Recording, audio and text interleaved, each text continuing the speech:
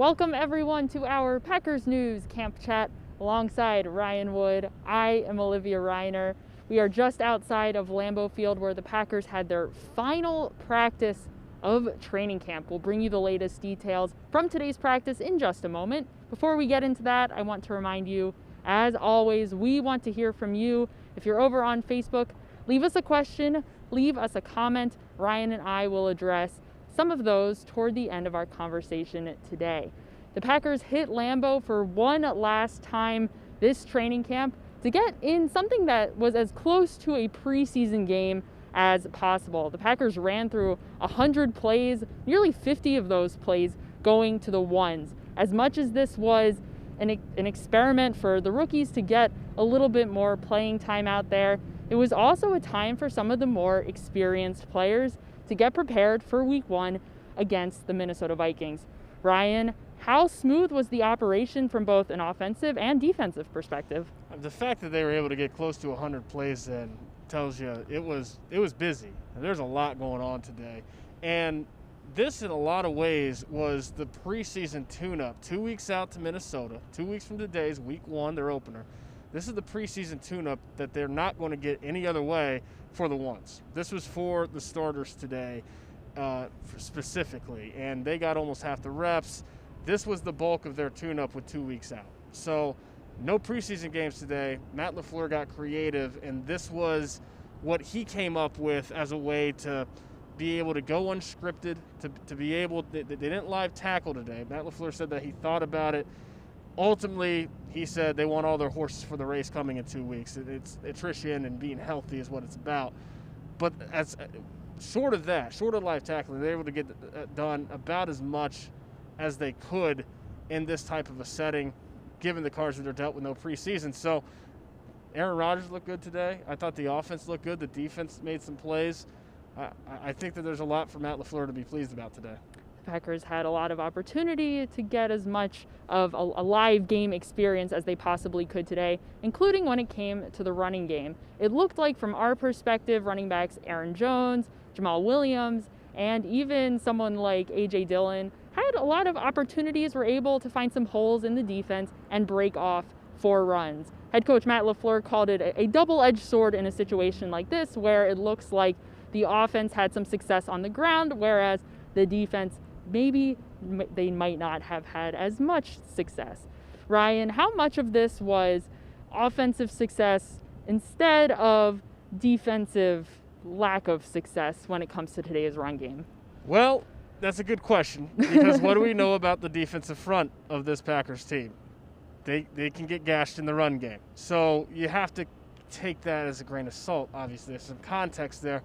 With that said, there were some big running lanes today, and I thought the outside zone has looked better. Our Jim Ozarski wrote about that. I think it's looked better than it did a year ago, where they, in a lot of ways, they almost scrapped the outside zone at times and just said, okay, this offensive line is used to going to inside zone. Let's just go inside zone because that's what they can do. I think they've built and taken a step forward on that. You know who I thought looked good today, and I haven't counted up the stats yet, but I thought Jamal Williams had a pretty good day today.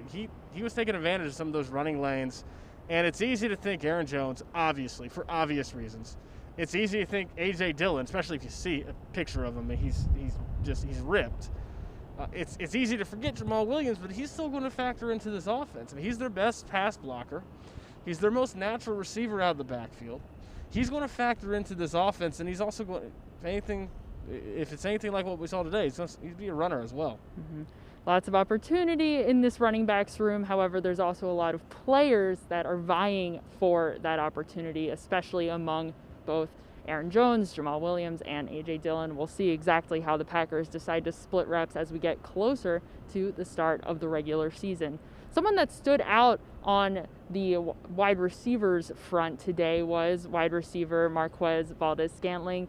He became an important tool for Aaron Rodgers, especially on some of those later downs in converting. He was able to pick up a couple of first downs throughout the day. Ryan, how has Valdes-Scantling improved over the course of this training camp since 2019? He's strung some good practices together. There were some shaky moments early in camp. You know, he started with first camp in practice, the first padded practice. They had that deep catch from Tim Boyle, and then there were some shaky moments. But it's been a couple weeks now. He's looked pretty good. Today he had 3 or 4 catches on third down, all of them intermediate routes. And if you know anything about MVS, you know there's a lot of big plays. He's a deep ball threat. He runs downfield, great size and speed. The intermediate stuff has been the stuff that's been slow in his game to develop. I think that was promising today. Is a lot of stuff underneath, and just being a receiver. I mean, running your routes crisp, and then finishing the plays, no drops. It was a good day for him. And Matt LaFleur, since the offseason began, has made it very clear that this is an offense counting on MVS to be an integral part of it. He's a key player. We got to see anything can happen once the game starts. It's hard to predict, but I think that they've gotten about as good of a camp, especially late in camp, as they could have gotten from MVS, and it's a good springboard for him to go into the regular season with. Head coach Matt LaFleur has said when it comes to Valdez-Scantling, it's important for him to stack practices, and so far he has done that. He's run out of time. Camp is over. However, heading into the regular season, that will bode well for him. Speaking of which, the Packers are done training camp. They will come back to Lambeau Field tomorrow for meetings. Tuesday will be off. Wednesday, Thursday, and Friday, they will begin practices that look more like regular season practices. How do those practices differ from what we've seen so far in training camp? Well, you're going to see a lot of scout team. Scout team's going to be on cards running the Vikings plays to get the starters prepared to take on the Vikings in 2 weeks. Big differences in camp, you see a lot of starters versus starters. Your starting offense versus your starting defense taking reps together. So they'll split that off now, and they'll adjust. What's interesting to me, Matt LaFleur said something that I didn't expect today. Talk about the noise volume. He still has not heard from the league what the maximum decibel level is going to be. He said that they just set the same decibel level today as the last practice at Lambeau Field, but it sounded twice as loud today. Same decibel level, sounded double as loud. So this is very much a work in progress. It's something that teams are going to have to adjust to because it's a different sound than when you've got the natural roar of a crowd, which they're going to lack this season.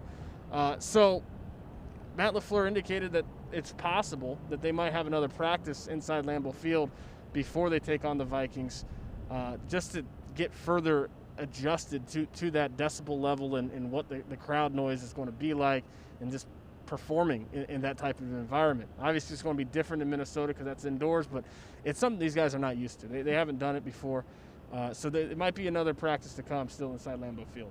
Not quite the same as having fans truly in the stands. However, the crowd noise, it can be quite deafening in there. They'll want to take some time to start to get used to that as they head into the regular season. We are just really days away from the Packers making their initial roster cut for the start of the regular season.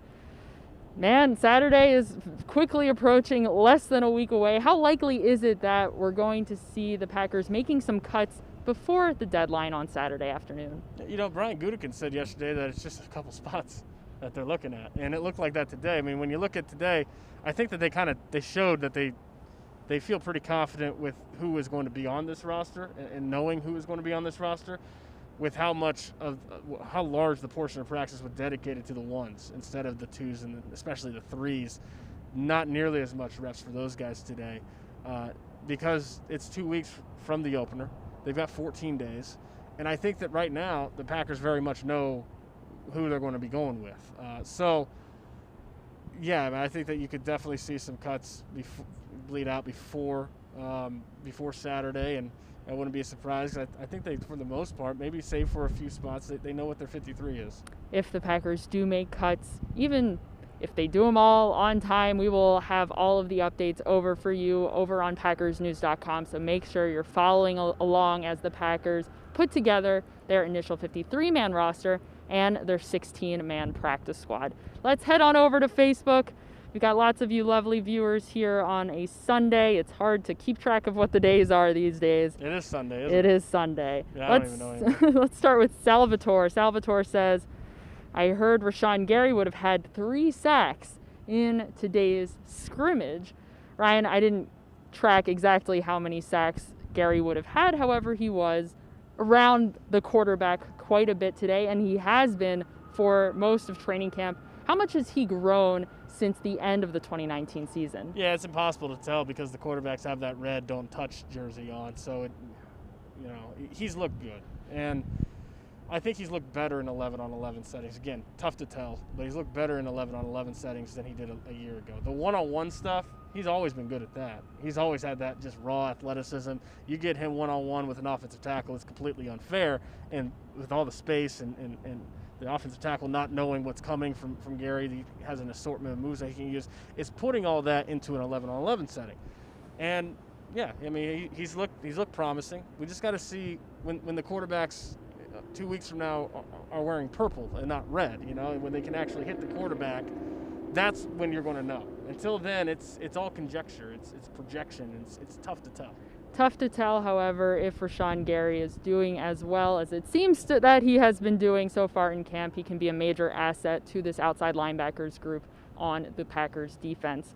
Let's move over to Vlad with the $1 million question. What kind of role will running back A.J. Dillon be when the season starts? What kind of role will he have in that running backs room? Last season in 2019, Aaron Jones and Jamal Williams were the clear number 1, number 2 tandem of the Green Bay Packers run game. Now things are a little bit more interesting with rookie running back A.J. Dillon in the mix. Ryan, what role can Dillon play when the Packers hit the regular season?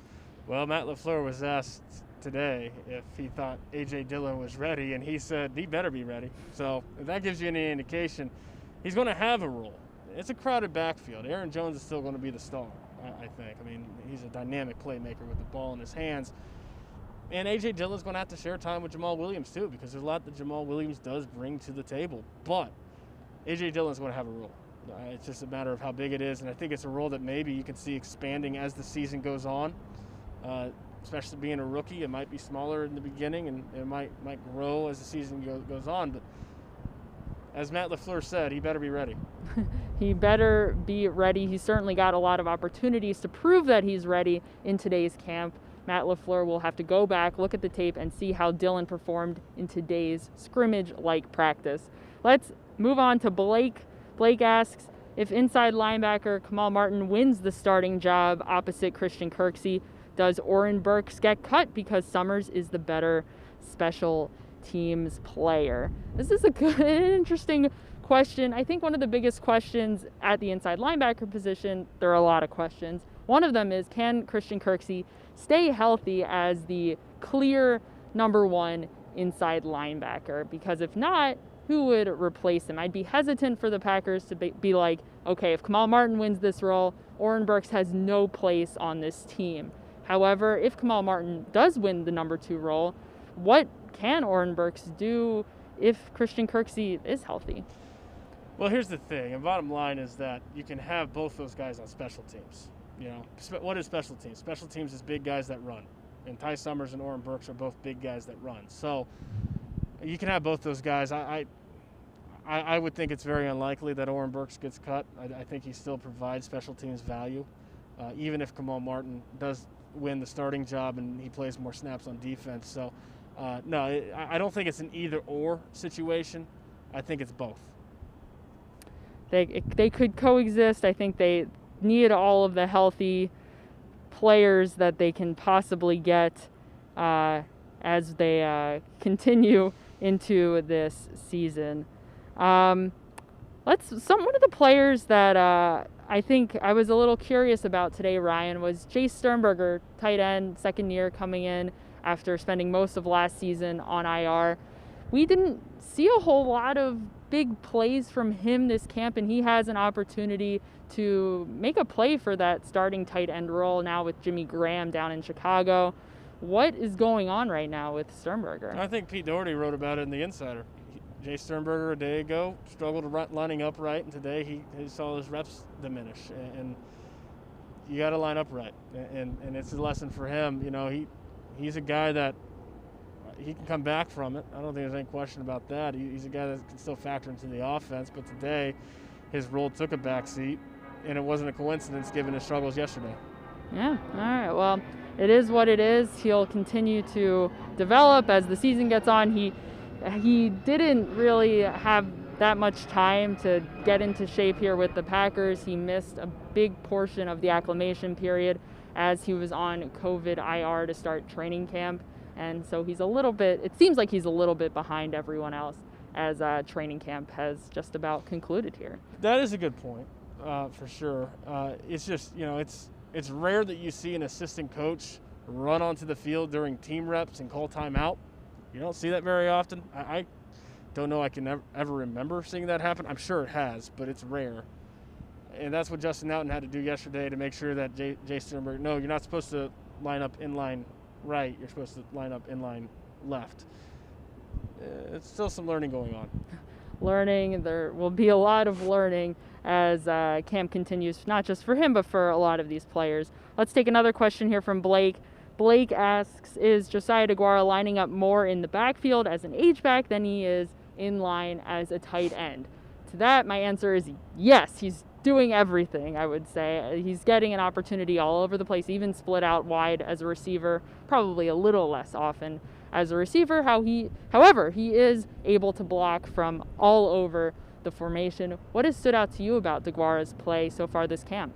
You never really know when a head coach says something, whether it's a sleight of hand or if they mean what they say. When Matt LaFleur said that he sees Josiah DeGuara as a very versatile piece, he almost kind of, in his description, sounded like kind of a queen on the chessboard type piece. You move him anywhere. He meant what he said. Just like Matt LaFleur said, Josiah DeGuara will be tight end one play, H-back, fullback, just everywhere. And that's what Matt LaFleur said, and he's been true to his word. So I think you're seeing from a versatility standpoint in the schematics of Matt LaFleur's offense, the way he likes to camouflage his formations, the way that he likes to really blend deception with what he does. You're seeing why the Packers wanted to take Josiah DeGuara in the third round, because he fits that from a versatility standpoint. DeGuara's versatility has been on full display so far this camp. We will see if that versatility translates in the NFL as we see him finally take the field once we start back up in Minnesota. We are getting so close to the start of the regular season. If you're not already subscribed to PackersNews.com, I guarantee you now would probably be a pretty good time. The season is almost underway. We're just a couple weeks away. Also, make sure you're checking out all of our social media accounts as well. We'll have some updates for you as the Packers finish out this last final week of quote-unquote preseason as they get into regular season practices by the end of the week. For Ryan